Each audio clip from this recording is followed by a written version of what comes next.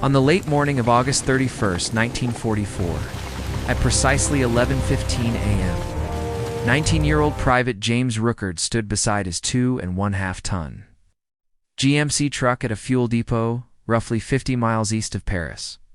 He watched, bewildered, as Lieutenant General Georges Patton's unstoppable Third Army rolled to a complete unbelievable halt. For 8 weeks, Rookard had been in France as a truck driver with a 514th Quartermaster Regiment. He had seen fast advances, retreating Germans, and roads filled with American tanks roaring forward. But what he witnessed now seemed impossible. The most aggressive, fast-moving army in American military history had simply run out of gasoline.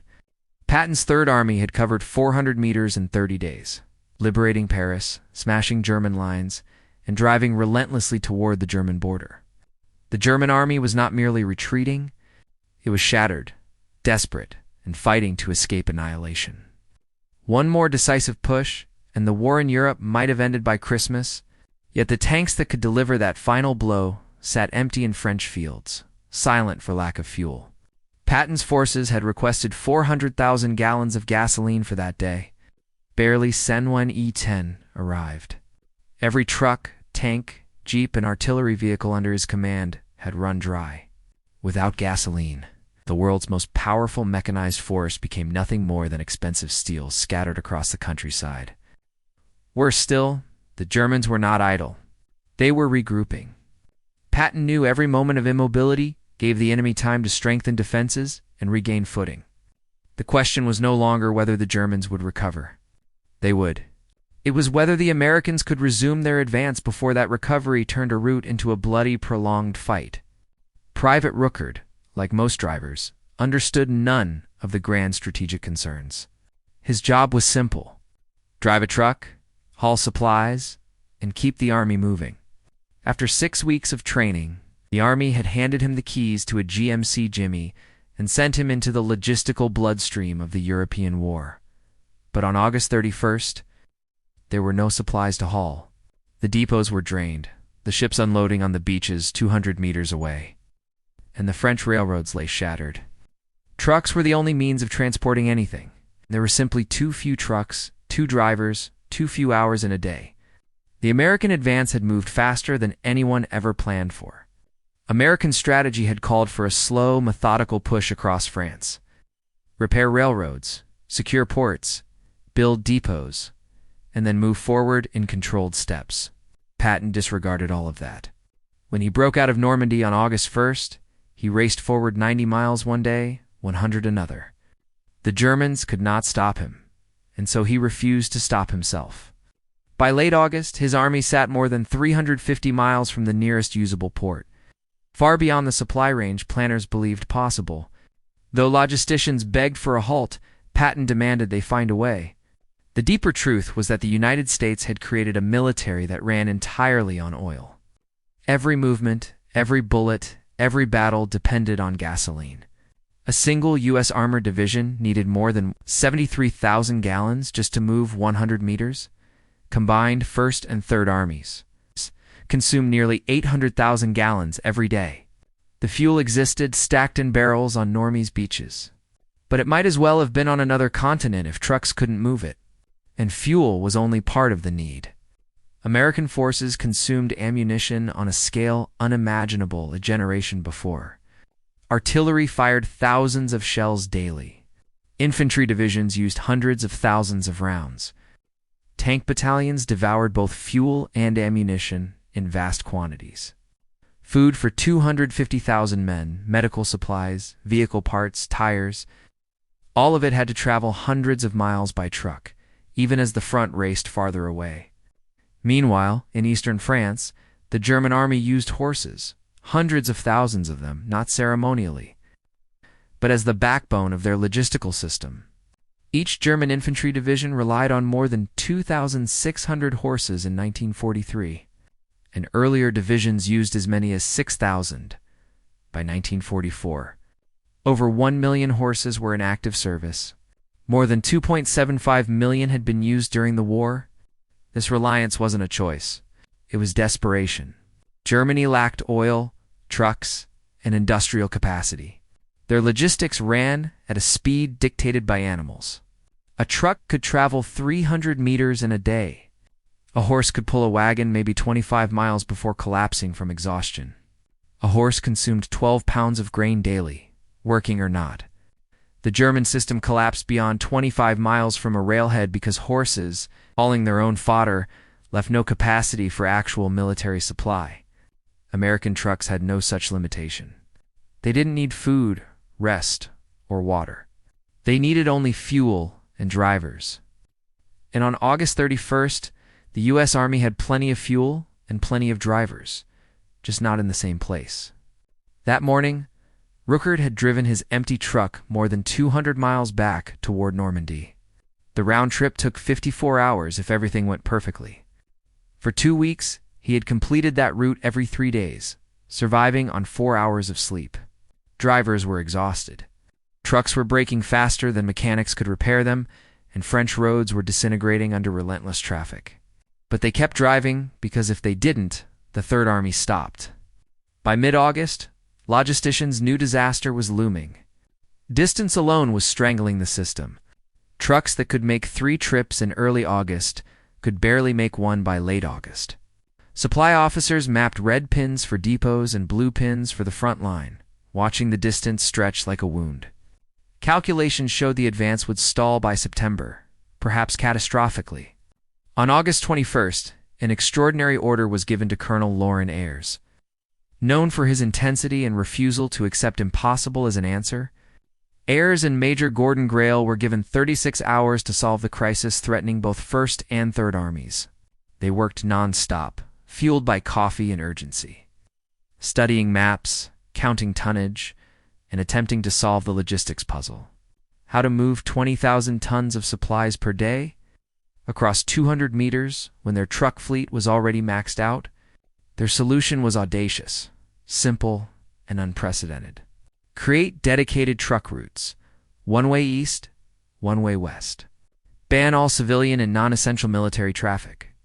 Commandeer every truck in the European theater. Pull soldiers from any unit not in combat and train them as emergency truck drivers.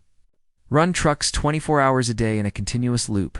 Build refueling stations, repair hubs, traffic control posts. The system would be called the Red Ball Express, borrowing a railroad term meaning urgent priority freight. Its defining principle: move fast, move now. Absolutely nothing stops you.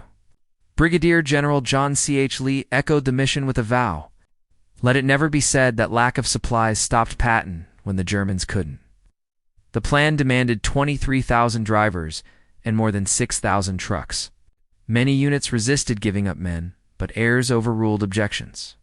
Most of the new drivers had never driven a truck before. Some had never driven anything. But the Army trained them quickly and sent them onto the road. 75% of these drivers were black soldiers. Men whom the Army wrongly deemed unsuitable for combat and assigned to service roles. Now, these same men were asked to save the Allied advance.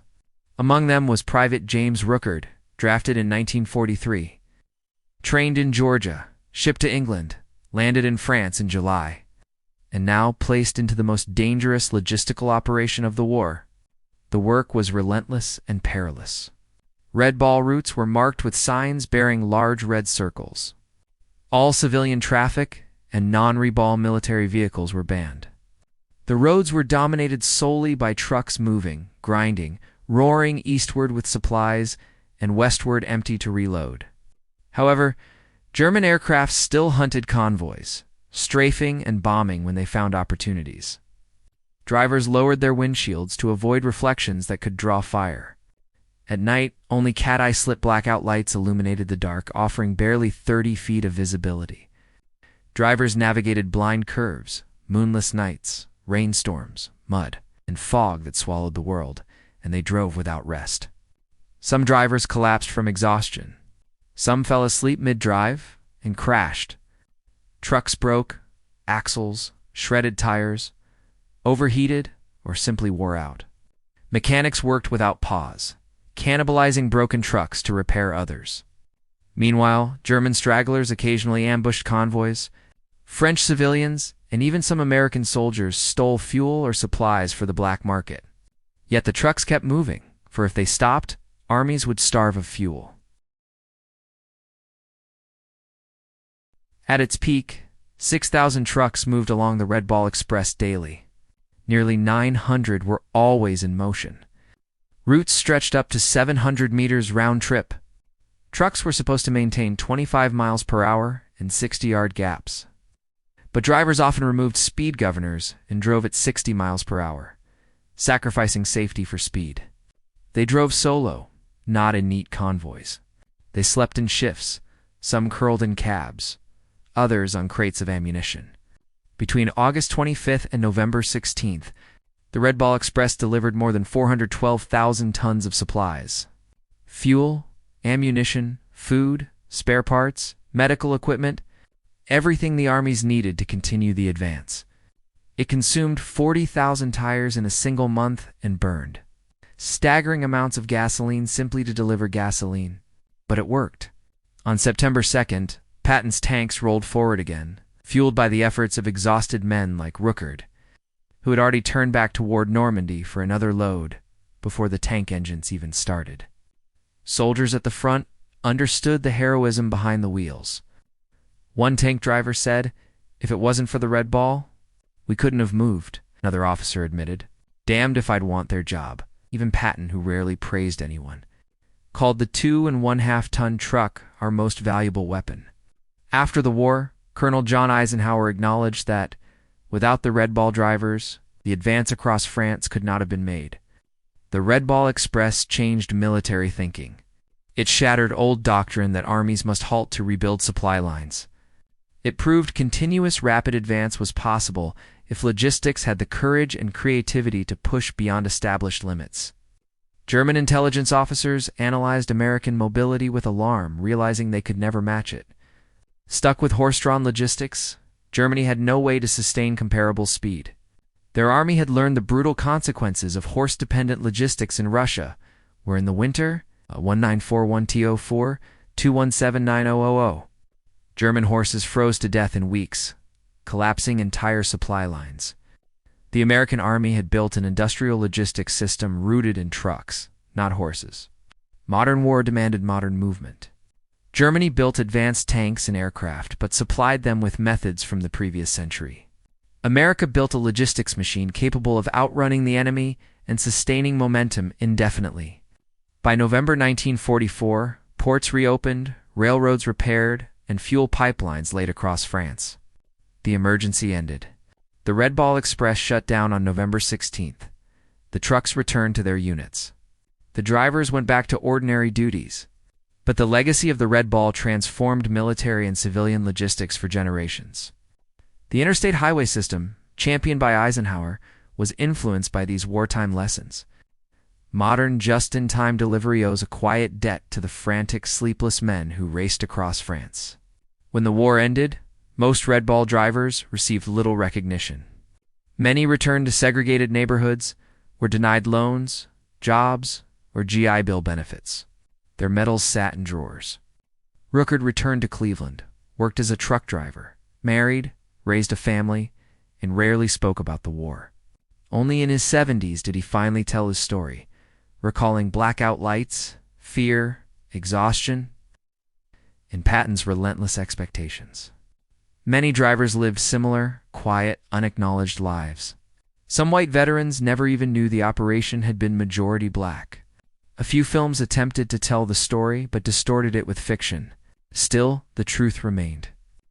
Without the Red Ball Express, the Allied advance would have stalled in September 1944, giving Germany precious months to regroup, perhaps prolonging the war significantly. The Red Ball Express shortened the war not by winning battles, but by making battles possible. It demonstrated that logistics was not support, it was combat. Victory belonged not just to generals and infantry, but to 19-year-old drivers who refused to stop.